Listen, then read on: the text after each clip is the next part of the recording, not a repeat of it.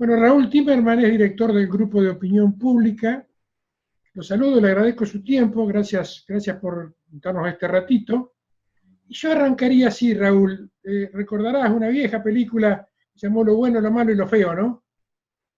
Y diría, lo bueno es que dentro de todo, Argentina, Santa Fe sobre todo, que es donde yo estoy en este momento, no ha tenido grandes casos donde que lamentar, ¿no? Sería lo bueno. Lo malo es que justamente porque no hay casos que lamentar, la gente por ahí dice, che, ¿dónde está el virus que no lo encuentro? Y lo feo, para terminar con el título de la película y darte el pie, sería, hay muchos comunicadores que no miran más de 60.000 muertos en Estados Unidos. Miran o escuchan o trabajan para quienes le dicen, che, hay que salir a producir. Me parece a mí, desde acá, humildemente. Te escucho. Sí, bueno, hay varias cosas. Déjame, porque me traes muchos recuerdos. Vos me hablás de Santa Fe y te referís a una película.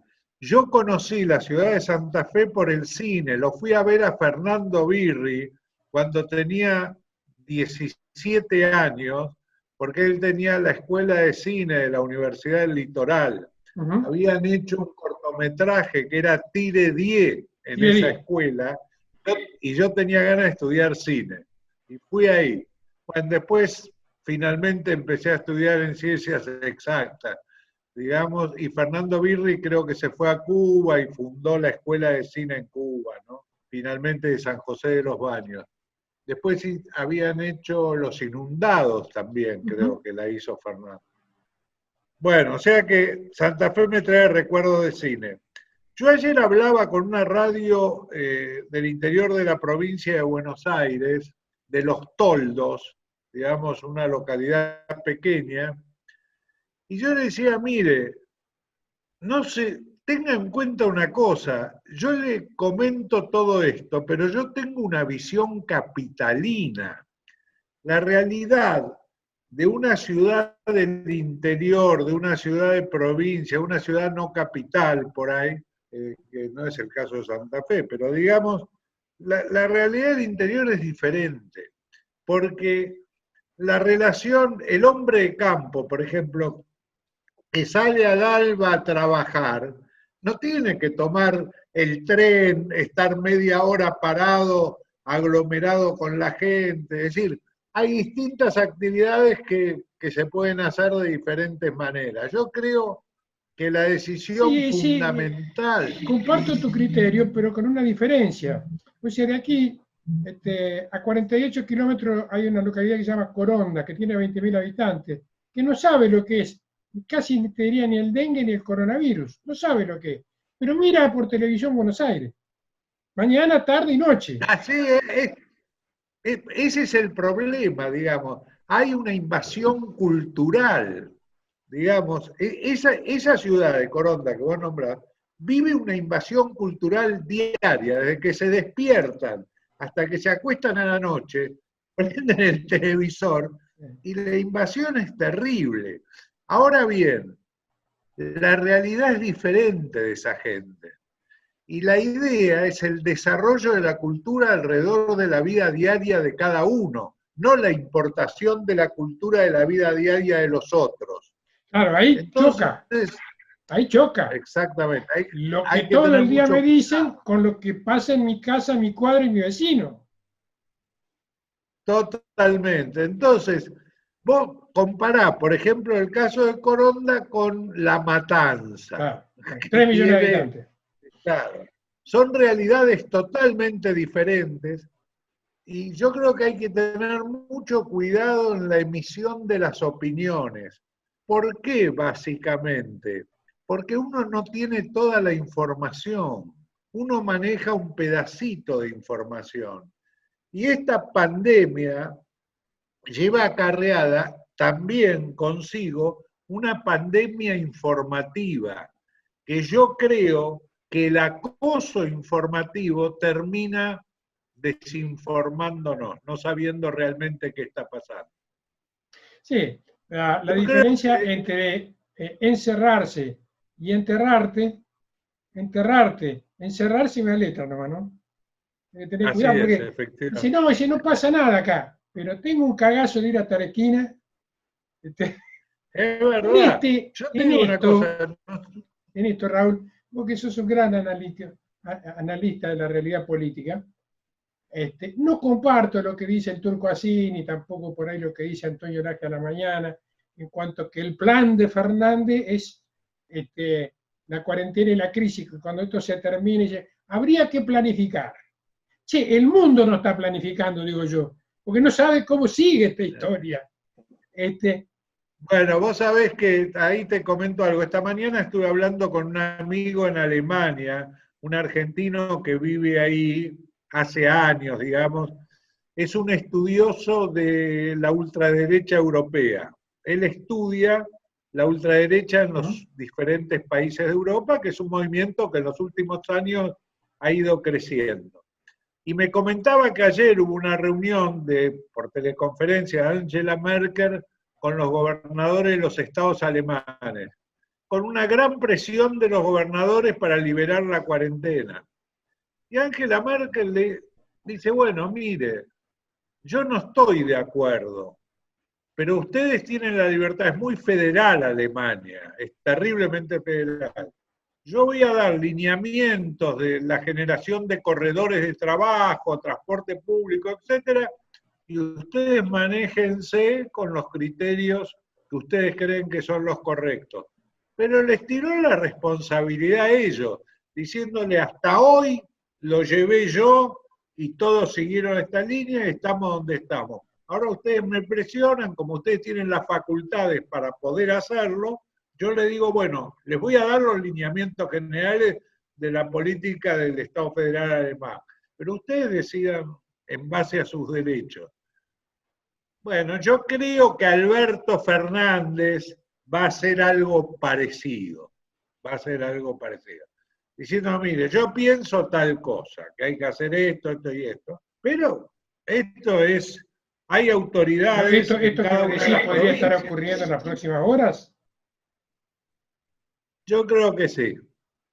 Yo O sea, creo ya que la presión social digamos, lo obliga a que, bueno, yo hice hasta acá ahora la responsabilidad, porque es muy difícil, yo me imagino ser intendente de una localidad donde no hubo nada, y digo, bueno, abramos un poco y me aparece un bicho.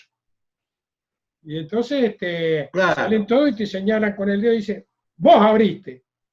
Dice, no dice, yo presioné para abrir, vos abriste, dice. Te cierro con Claro. esto antes de Es charlar eso, vos sabés contigo. que ayer, Sí, ayer hablaba el intendente, hablé con una radio de Los Toldos. sí, Los Toldos es digamos, es el lugar donde nació Eva Perón, sí, un día justo muy en la especial, ¿no? provincia de Buenos Aires. Sí. Pero hace años que gobierna Juntos por el Cambio, en toda esa zona, digamos. No es Lincoln, Los Toldos, no es una zona muy peronista. Habló el intendente ayer, ellos no tuvieron ningún caso, nada, cero. Entonces empieza a liberalizar la cosa, porque realmente, ya no hay casos. Ahora, ¿cómo pueden tener un caso por alguien que venga de afuera? O Claro, alguien de Los Toldos que vaya afuera y se contagie. claro. Entonces empiezan un poquito a liberalizar. Y bueno, sí, esto se va a ir reconstruyendo. ¿Sabés cuál es la característica de esta crisis? Es una situación que ninguno de nosotros había vivido antes. Entonces no hay experiencia. Sí, yo creo que lo Acá que hay que hay, aplicar. yo lo creo que lo que hay es una incertidumbre. Yo siento en lo personal que digo, ¿cuándo termina? No sé. Cuando esto termina, ¿cómo quedo? No sé. ¿A qué familiar mío, a qué amigo, a qué compañero lastima? No sé. O sea, todo es un gran no sé. La pandemia no sé se llama esta. Justamente por lo que vos decís. No hay. No. Entonces, en el no sé, le estamos pidiendo a los gobernantes del mundo, para no ir, que no parezca una defensa de Fernández, del mundo que definan política. Digo, si no sé en qué mundo me voy a mover, qué política defino, puedo definir las próximas 48 horas, qué sé yo. Te hago la última pregunta Vos porque tiene fija, que ver con que antes de llamarte googleaba un poquito y vi como una frase, tal vez está mal titulado, como que está como deteriorado, roto o lastimado el romance entre Cristina y Alberto Fernández. Esto está en, dice, según Raúl Timerman, el romance entre Alberto Fernández y Cristina se rompió. Informe político, está ahí. Sí, bueno, no es que se rompió. Bueno, romance, yo personalmente creo que no existió nunca. Digamos, fue una decisión estratégica de Cristina, que era la que lideraba el espacio político de la oposición con el mayor volumen de votos, y no estaba segura que le alcanzara para ganar a ella o a quien ella designara, y decide que sea Alberto Fernández, y ahí hace una excelente elección, indudablemente. Pero eso es una coalición electoral que gana las elecciones y se convierte en coalición de gobierno, que tiene por lo menos tres patas desde el punto de vista de figuras, que son Cristina, Alberto y Sergio Massa. Son las tres patas visibles. El mayor éxito de Alberto fue consolidar el voto peronista y lograr que Sergio Massa se sume. Yo creo que Sergio Massa le da esos 7 puntos de diferencia que tiene 48 a 41 en la elección general. O sea que fue importante en ese momento. Que Sergio Massa no es del agrado de Cristina, no es secreto para nadie, digamos, forma parte de la historia nuestra de todos los días. La frase esa, cuando salió publicada una nota muy diciendo que había diferencias de opiniones y que había tensiones y qué sé yo se la mando a un amigo que trabaja con Alberto en ese grupo. Y le digo, che, ¿hay algo de cierto en esto? Y me dice, sí, el romance se rompió. Entonces yo usé esa frase, el romance se rompió. Es muy tensa la relación. Cristina es una líder complicada, digamos, no es una líder que comparte el liderazgo, es una líder, primero es la líder de ese espacio político, y Alberto Fernández eso lo sabe, digamos. Entonces hay algunas decisiones de gobierno donde Cristina tiene una posición muy dura y Alberto muchas veces debe tener que discutir posiciones que él cree diferentes a las de Cristina, y esas discusiones entre políticos son desgastantes, son ásperas, y bueno, indudablemente, conociendo la historia de Pero Cristina tiene que ver con los lugares de poder, tiene que ver con los lugares de poder. Igual. Tiene que ver con que un día Alberto le dijo, Cristina, yo renuncio porque no es lo que nosotros imaginábamos cuando decidimos que vos ibas a ser la candidata y ibas a hacer una presidencia diferente. Como no estoy de acuerdo con la manera en que está llevando adelante la presidencia, me voy. Alberto hizo eso, quiere decir que no piensa lo mismo. Alberto no cambió, Alberto es un socialdemócrata, digamos. Fíjate la cantidad de referencias que hace a Raúl Alfonsín. Te das cuenta que a Cristina, muchas gracias, eso no le debe hacer. Y al peronismo tampoco, porque el peronismo le gustaría que se refleje en Perón. Pero bueno, ese es Alberto. Alberto es básicamente un demócrata. Creo que es un hombre de la democracia. No tiene un liderazgo autoritario. No tiene un liderazgo autoritario, Alberto. La última y cortita, charlando con, qué sé yo, con varios encuestadores, Raúl Aragón, con Fernández, dicen que la imagen de Alberto está muy alta. Entonces acá tenemos a Alberto con una imagen muy alta. O por lo menos mucha gente dice que acompaña las decisiones que tomó en esta pandemia y todavía la tiene alta. Pero acá ocurrió un hecho.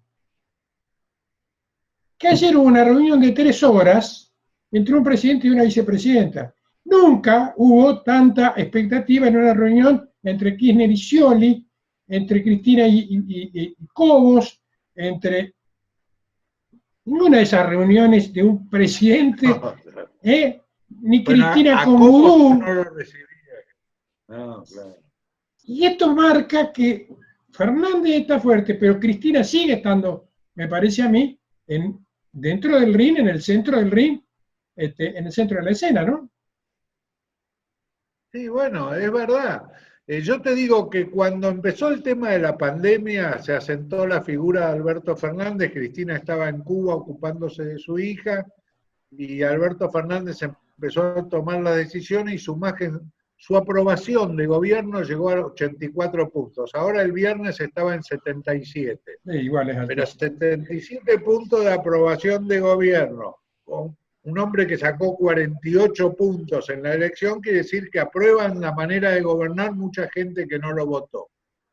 Ahora bien, hay gente alrededor de Alberto que medio se entusiasmó con eso y pensó que, bueno, que había comenzado el albertismo, una nueva corriente política. Y bueno, eso en el peronismo no ocurre, porque digamos, no puede haber dos personas que sean jefes políticos. Siempre el jefe político es uno solo, y yo creo que en este proceso, aunque no es típicamente peronista, la jefa política es Cristina. El presidente es Alberto, pero la jefa política es Cristina. Raúl, inmensamente agradecido por tener esta linda charla contigo para la agencia de noticias DERF. Muchas gracias en serio. No, gracias a vos y cuando dispongas.